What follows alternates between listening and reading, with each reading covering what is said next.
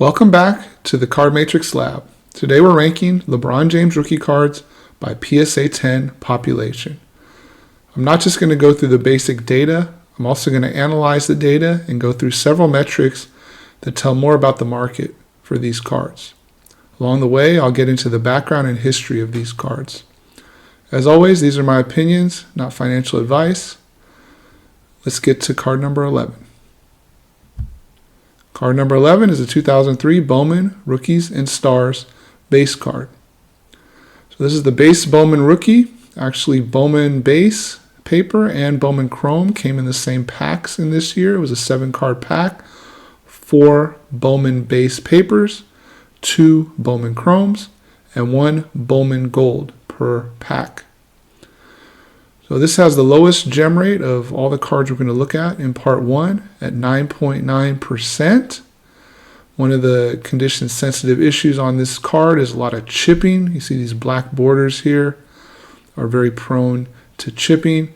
And also there's a very low supply here, only 2 active eBay listings. That's also the tightest available supply of any card in this group, and the fewest PSA 10s with 528. Even though 5,319 have been graded.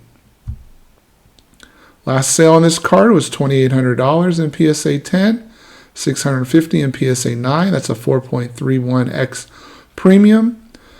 Supply, there's 3.34 times more PSA 9s than 10s. And 2 metrics that I added here are months of supply, which is eBay listings, divided by monthly sales. Right here you have 0.3 months, so a little over a week to go through in terms of the supply. So the supply is being turned over fairly quickly. The other ratio here is the market liquidity ratio, which is the total listings divided by the total PSA 10 population. It's quite small here, 0.38%, with only 2 active eBay listings. That contributes to the low percentage. Next up is the Bowman Chrome, basically the bigger brother of the Bowman. Like I said before, 7-card pack. You would get 2 Chrome cards in this set. And the Chrome card, of course, is on a more premium stock. So the gem rate is higher on this card, 16.6%. It's still fairly low. These Chrome cards are prone to scratching and other things that can lower the down from a 10 to a 9. There's 9 active listings, but some are quite high. I saw one on eBay for $30,000 when the last sale was $41.50. The $30,000 is not going to sell anytime soon unless he takes a much lower offer than he has it currently listed at.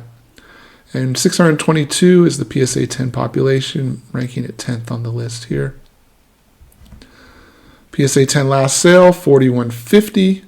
In PSA 10, PSA 9, 1100, that's a 3.77 times premium for the PSA 10. This card sells quite a bit for such an expensive card. 28 sales in the last 90 days. There's only 1 month of supply available.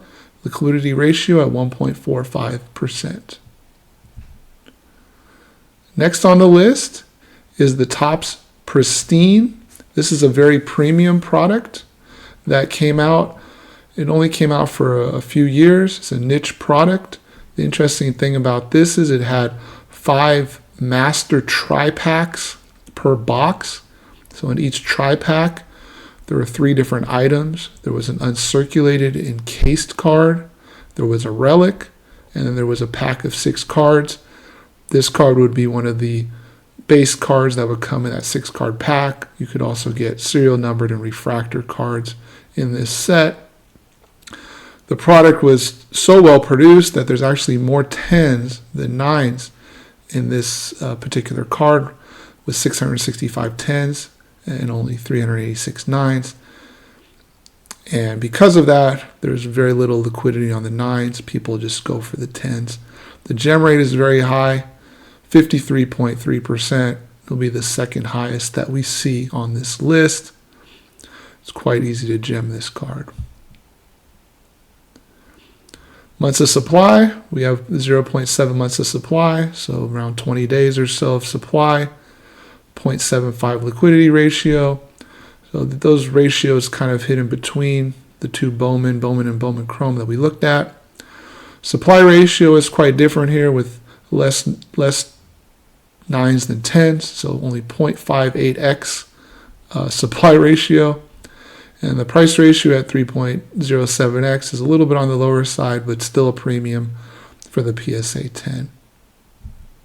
Next up is the Upper Deck Top Prospects at number 8 on the list. You can see this card he's in the airbrushed jersey here. This was a prospect set. I feel this is the least eye-appealing card in the list that we're looking at today. The prospect set was only 60 cards. It had a lot of prospects. It had some veterans, such as Michael Jordan, in it, but it was a very small set, primarily a prospect set. Once again, sort of a niche set. And in addition, this set not only had this card in it, number 60, it had 2 other LeBron cards in it. So there were 3 LeBron cards in here, but I've only included one of them because the population is similar on all 3, maybe a little more or less depending. But the gem rate here, 40%, is quite high, relatively speaking, compared to some of the other cards we've looked at.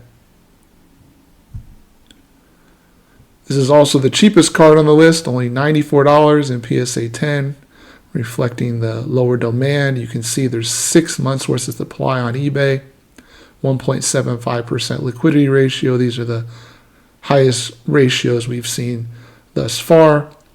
The 9 to 10 supply, there's not a ton more 9s than 10s here. Only 7 sales in 90 days. So with 14 active on eBay, it would take that full 6 months to exhaust the supply if all of them were to be sold. On to the next one, the Fleer Tradition at number 7. They used the Tradition name for a while with Fleer, but this is basically the base Fleer set. Fleer, unfortunately, would declare bankruptcy 2 years later. Upper Deck would acquire the rights and then produce a Fleer set through 2009 until Panini took over the exclusive license at the time. This does have a strong 4.02 price ratio for PSA 10.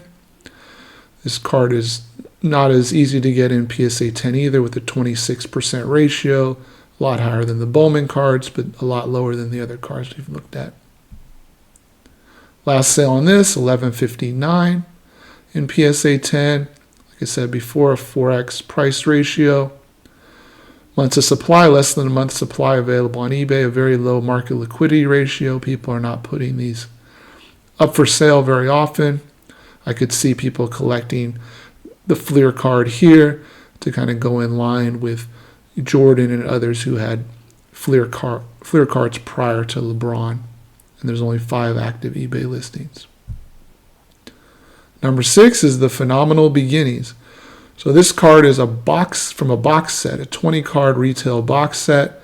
Based on the Pop Report, I just picked one card here. This was the one with the highest PSA 10 population of 875. You can see the gem rate is astronomical, 57.9%, the highest of the list here.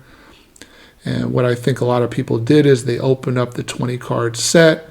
They sent in a majority, if not all 20 cards to get graded, and they got a lot of PSA 10s out of them. So this card is less desirable than the others because it's a box set versus it being pack pulled, but it's still a 2003 LeBron James card. Last sale, $150. It's still more expensive than the Prospects card, and it is a nicer looking photo. It does have more sales volume than the Prospects card, and supply is still 3 months to turn over supply, quite a bit, but it's a lot less than the 6 months we saw earlier. Liquidity ratio is also quite high, 2.17% relative to the other cards we're looking at. Again, there's more 10s than 9s, similar to the Topps Pristine, 0.59x in the 9. Now, just to sum it up, we have basically 11 to 6 here, all the different numbers we went through. You can see the Bowman has the fewest PSA 10s, but it has the most total pop if you count submissions to PSA. Highest price here is the Bowman Chrome, $4,150. Also has the most 90-day sales, even though it's the most expensive. The most eBay listings is the Phenomenal Beginnings at 19. Keep in mind that doesn't include all the other Phenomenal Beginnings from the box set. It would probably be in the hundreds if we counted every single one that was up there. Ratios and metrics. The gem rate, the Bowman and the Bowman Chrome lead in the gem rates being the lowest, with the Phenomenal Beginnings and the Pristine being the highest. The price ratios here are very similar. Not a huge difference. There is some variation. Supply ratio, we see a lot of variation. We see those Pristine and Phenomenal Beginnings with more 10s than 9s. And months of supply, the Bowman card is quite popular. Not a lot of supply. Also, liquidity ratio is low.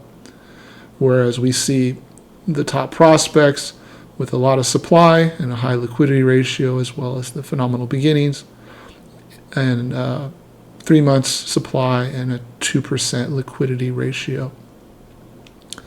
So that's cards 11 to 6. Part 2 I hope to drop pretty soon to go through the top 5. It'll get really interesting after that, looking at all 11 cards together. Please like and subscribe so you don't miss it. Thanks again for watching. See you on the next one.